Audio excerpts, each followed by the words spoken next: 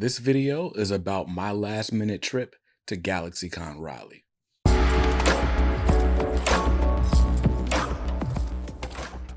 Welcome back to Comics Are Dope. I'm BJ Kicks, and I decided last week that I was going to go to GALAXYCON Raleigh. Now, I decided this at the absolute last minute. Like, to be completely honest, you guys have seen me go to Heroes Con 3 years in a row. And 3 years in a row, I've always said Heroes Con is the best comic convention. Quite honestly, and quite frankly, I've never been to any other con, and I've never felt the need to go to any other con because Heroes has just been so amazing. And typically by comparison, because I'm there for the comics specifically, I'm just not crazy like allured by the draw of, I don't know, insert actor from Jurassic Park here, or anime superstar here there. Like, I don't, the point is, GalaxyCon to me has always seemed a bit overpriced and a bit underwhelming from the comic creator perspective for me to be paying. Now, if I was going to get invited as press or something like that, sure, I'll check it out. But for all those reasons, GalaxyCon was not on my radar this year. I don't even know what happened, but I Google searched and found out that GalaxyCon was happening last weekend, July 25th, July 25th through 28th of last year, of this year, was GalaxyCon Raleigh, and I just happened to look things up Thursday night, and I saw this guest list, and I was like, you know what? I'm gonna do it this time around. So straight off the bat, I mean, it's GalaxyCon. GalaxyCon is a con with like every creator under the galaxy. It's a very appropriately named convention because they got voice actors, they got comic writers and comic artists, they've got vendors, they've got exhibitors, they've got crazy stuff and cosplayers. They got all the things, right? And so, hey, if you're a fan of any two pop culture things, then it's probably going to be a great con for you. But anyway, I checked out the guest list, and on the guest list, I saw Gavin Guidry is going to be there, who I didn't get a chance to meet at Heroes Con. Drew Moss was going to be there, who I didn't get a chance to meet at Heroes Con, though both of them were there. Dave Wachter, artist on Uncanny Valley, which I talk about like every month on the channel because I really love that series. He's going to be there. And I'm like, okay, all these people that I've interacted with but not gotten a chance to meet, and chief among them being Christopher Priest, formerly known as Jim Owsley, comic writer extraordinaire. And I'm like, you know what? This is going to be the year that I go to Heroes Con. I'm going to buy a one-day pass. I'm going to meet these four comic creators I just talked about, and then I'm a dip. And that's exactly what I did. Now, this was supposed to be a whole vlog and stuff. I'm going to try to put in B-roll, but I'm supposed to be on my way out of town for a family reunion, and I'm late. I'm late packing. So this is a last minute video recording so you guys can see it before next week. But I'm going to go ahead and just kind of skip straight to the digs. The point is, GalaxyCon, it's in Raleigh. It's at the Raleigh Convention Center. I used to work downtown Raleigh. I always hated downtown Raleigh at convention time. It's not a convenient place to get to in the middle of downtown Raleigh, but it is what it is. It's the convention center. Parking is always stupid, and so I end up parking like a couple blocks away. Walk into the convention center. There's a whole story because I was like, all right, I'm just going to show up and go to the con. I'll buy the one-day pass. So I go to the will call to buy a pass. I get to the front of the line, and the lady, I'm like, yeah, I need to buy a pass. And she's like, oh, are you using a card? And I was like, yeah. She's like, well, I actually sold out, so I can't sell you a pass if you have a card. But if you have cash, I can sell you a pass because we've got some on reserve. And I'm like, that's a weird concept, but okay. And then she's like, well, you got to find an ATM. All the ATMs are on the convention floor, which you can't get to without a badge. So I got to walk out and just venture out into downtown Raleigh to find an ATM so I can pay them to get into this con. And as I'm walking out, something tells me, like, just check the website again. I go on the website, I buy a pass literally with my phone, and then I just walk back in the building. Unbeknownst to me, I had sent a message out to Gavin Guidry earlier that morning and asked if he had an extra pass, and he was like, "Nah." And so I was like, "All right, cool, no worries." I sent him a text as I was pulling up, like, "Hey, no problem. I'm about to park now." Well, apparently Gavin is a supremely quick texter and immediately hit me back like, "Hey, I got a pass." And I didn't see that message until I got to the convention floor. So there we are. I paid for a pass that I could have gotten for free, but it was all good because once I got in there, it was packed. It was absolutely packed. I saw the convention floor. You could kind of see where the comic creators were, and I just went ahead and made my beeline. I did pass Rob Paulson on the way over to the comic creator section. His line was incredibly long, so I didn't stop, but I was this close to Pinky from Pinky and the Brain. So exciting stuff. Anyway, I went, I came, I saw, I conquered, I did all the things. And you'd already know I met everybody that I wanted to meet there, except Ben Templesmith. Couldn't find that dude. But I met Gavin Guidry, first guy I talked to, and he was super awesome. So shout out to Gavin and shout out to the Comics Pals, who's the only reason that me or Gavin know of each other. But that was really cool.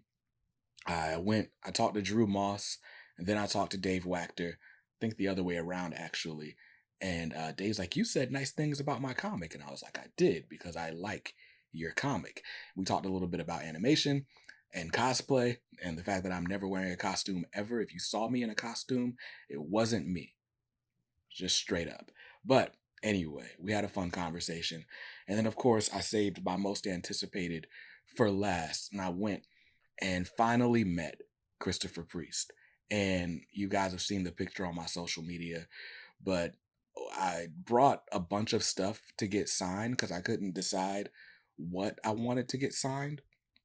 And even now, I have regrets. I'm like, I should have brought this book instead of that book. But I'm going to get straight to the haul portion of this video. So I brought all the stuff that I wanted to get signed in this little box, and it didn't fail me. It didn't fail me at all. Oh, except I almost failed. I almost dropped a whole comic book. So let's get to a couple of things that are not Priest related first. So on my way out of the convention, I actually saw my man Patrick Foreman, who you guys know as co-writer on Black Cotton, and he's just yakking it up. He's talking to some of his homies, and he's introducing me to them because apparently they're big deals. And so they gave me this comic called Why Not Willie. Basically, Steamboat Willie's in public domain, so they can do whatever they want with him. And apparently they decided to turn Steamboat Willie into Red Hulk. So Why Not Willie, issue number 1. The C2E2 variant from Amaze Comics. That's a very cool cover. I probably should open it. I didn't check it out to see what was inside. Hopefully it's not like too. Okay, top shelf comic. Okay, it's black and white, which I guess Steamboat Willie has to be black and white. That's pretty cool. Oh, there's like different little vignettes. They even got Pete in there. That's actually pretty cool. Now I actually want to read this. Into the Willieverse. That's hilarious. Just Mickey Mouse and all sorts of stuff. All right, spending too much time. So I did grab that. So shout out to the good folks at Top Shelf Comics for this. Very cool. TopShelfComic.com. I met Dave Wachter. I brought my Uncanny Valley issue number 1 to get signed. The point was I wanted to bring stuff that basically I could carry in one hand. So I did that. So Uncanny Valley issue number 1. And I think that's the only thing I got signed that was not a Priest book. I did bring my Thundercats number 1 with the intention of getting Drew Moss to sign it, but I didn't carry cash, and I just didn't want to swipe a card, and the signatures were $5. And I was like, I will see Drew Moss again. I'm sure of it. And so when I see him again, I'll have more than just that one issue of, Thundercats. Anyway, so of course, I went to see Christopher Priest. We chopped it up. I literally sat at his table for what felt like 2 hours, was probably closer to 90 minutes. But either way, I spent like all of that time just sitting and talking to the man. And as we're sitting there, he's just signing all these books I brought. And I told him I brought all these books because I'm like, I don't know which one you'll actually want to sign. So we'll just kind of pick and choose. And he was like, oh, nah, bring them all. You could have brought more. And I was like, don't tell me that. But anyway, let's just go ahead and get started with the books that he signed. And I'll tell you a little bit about why I brought each one. So this right here is Blood Syndicate, issue number 10. Blood Syndicate is my favorite of the original Milestone titles. Although Icon gives it, honestly, the more I read of them all, the more I fall in love with them all. But Blood Syndicate was my first favorite, and this is my favorite cover of Blood Syndicate. This, I believe, is a Walt Simonson cover for Blood Syndicate. Yeah, Simonson cover. And why I got Priest to sign it. Of course, Priest is one of the OG founders of Milestone. And Priest named the Blood Syndicate. So I thought it was cool to have his signature on the book right there in silver paint marker. Very nice.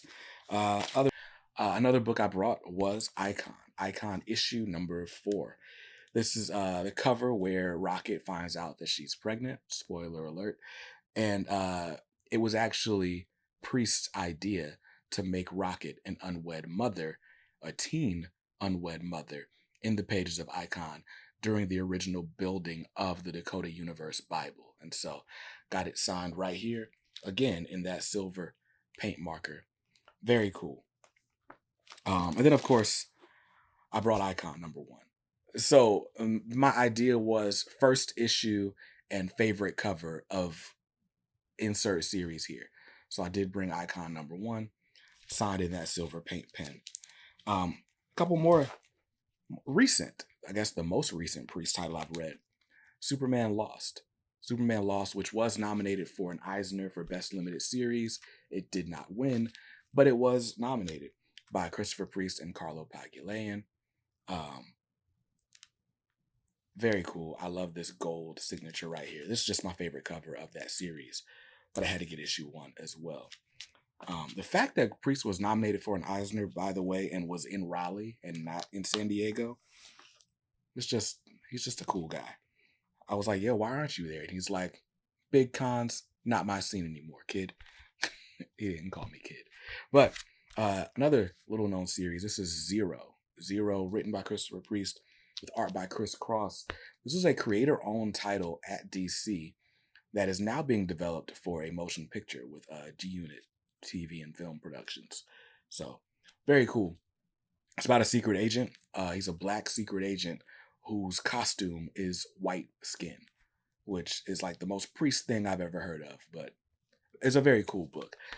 This is supposed to be getting a reprint in hardcover at some point. More on that when I hear more on that. There's another series that defines Christopher Priest. It's probably Quantum and Woody, which is another creator-owned series that he did with Valiant back when it was Acclaim Comics. So Quantum and Woody, Christopher Priest, and Doc Bright, who just recently passed away. I've got issue 1 here. I've got issue 3, which introduces us to the GOAT. And I got issue 20, which is a crossover with Black Panther. You see, it's Dark Kitty. But yeah, so I decided to get those signed. I literally could have just brought my Christopher Priest short box and he would have been like, that's cool, let's do it. Oh well. 2 other books. I don't know if there's any book that's going to be linked to Christopher Priest the way that this one is, but this is Black Panther. I got Black Panther issue number 1 and issue number 21. Both signed by Priest in black on this one and in silver on this one. Black Panther issue number 1 is the first appearance of Agent Ross. It's the first appearance of the Dora Milaje and Kamoyo cards and all sorts. There's a lot of stuff that debuts in this Priest run in this issue that in this issue that didn't exist before Priest, and now we just kind of take it as law in Wakanda. So very excited to have this one signed. Issue 21 is actually the first time Killmonger appears as the Black Panther, which also happened in the movie. So really cool stuff. Just very, very cool stuff. If you're gonna get one Black Panther book signed, it's probably got to be the first issue, right? And then the last thing I got signed, actually not the last thing, but the last single issue I got signed was this. This is the Falcon, issue number 1. This is the Falcon limited series. It ran 4 issues, written by Priest with art by future X-Men superstar Paul Smith, if I'm not mistaken. And yeah, what's cool about this one, everything else in my pile he signed as Christopher Priest. This he signed as Jim Owsley, which of course was his name when he wrote this book. But I just thought that was really cool that this is signed by Jim Owsley and written by Jim Owsley. If I'm not mistaken, this is the first time Priest actually wrote a comic. Of course, Priest was the first Black man to work at Marvel or DC Comics in editorial, but this is the first time he actually writes a book. And I'm just excited that I own it. And let's see, who did art on this? I'm pretty sure it was Paul Smith, but I want to just be sure. Let's find. Yeah, Paul Smith on pencils, Jim Owsley on the script, edited by Jim Shooter. So, very cool stuff. And I'm excited that I have this.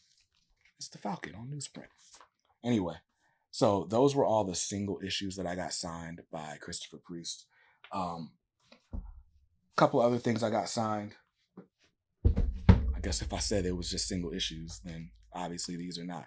So this Justice League Deluxe Edition by Christopher Priest. As he's signing this, he's like, DC hated this run. But he signed it for Brandon. Very cool. And of course, I was not going to go to GalaxyCon getting books signed and not have my Black Panther by Christopher Priest Omnibus Volume 1 signed by Christopher Priest. I am, quite honestly, this is the second year in a row that I've been aware of GalaxyCon Raleigh and that Priest has attended. So if Priest is on the guest list next year, I literally might go back just to get the other stuff signed that I didn't get signed this time. Like my collector edition issues of all the Milestone books. Like those posters back there. Getting Priest to sign those would be awesome, alongside Jimmy Palmiotti and hopefully Dennis Cowan if I see him at New York Comic Con. Why not do that? So I'll probably be back at GalaxyCon next year. Reluctantly. Maybe I'll do a panel or something so I don't have to pay $70 to walk around the con for one day. Anyway, another thing that I saw while I was at the con and didn't buy was this. This is Comics on Coffee. They roast coffee, like custom coffee roasts. I don't know. People do craft beer. They do craft coffee, I guess. And I tried this. I took a sample of this. Laura from Married with Comics, she was at the booth. And so I was like, all right, I'll try this out. What's up, homies? And I tried it and I was like, yo, this is really good. Like really, really good.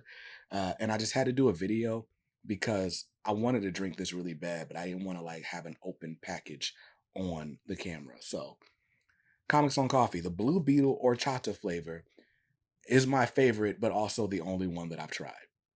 They got all sorts of other flavors. You can go to comicsoncoffee.com if you want to find out more. I didn't even buy this at the con. I went home and was like, dang, I should have bought that coffee. And then I ordered it online. And now it's here. So shout out to Comics on Coffee. And I think we're going to have them on the podcast to talk about their story because it's really unique. But that's it. That's my GalaxyCon video. Maybe there was B-roll. Maybe there wasn't. Maybe you're bored to death, or maybe you already stopped watching. But if you didn't, I appreciate you. I'll see you in another video soon. Till then, stay safe, stay awesome, and read something dope today. Peace.